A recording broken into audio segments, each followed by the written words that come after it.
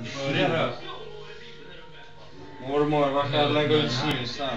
Kan jag lägga den här på bordet eller? Snusen! Ja men jag snusar. Är man snickare så är man för helvete. Ja. Öppna allting först. Ja, jag ska inte käka mat först. Fan.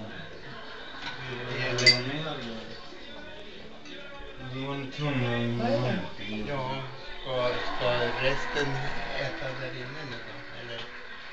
Den ungdomen här sen. Ja, visst, men ska man bjuda dem? Ja, men de har ju kommit. Va? Ja. Jätte Gör Peter. det. Är det Christian? Det är Peter då och Är det sen Christian? Victoria. Har du lastat? Ja, har du alltså... Ja, men där. Varsågod. Är det OM? Ja, här är Peter nu. Är det OM? Varsågod och sätt dig där inne. Jag ska bort i studion. Tack för gamgubbe.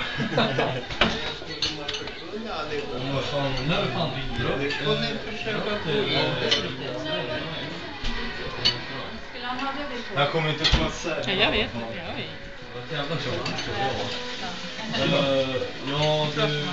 Ska vi köra klart här först? Men jag kan ringa när vi drar upp. Jag ser bara Vad de tar vägen?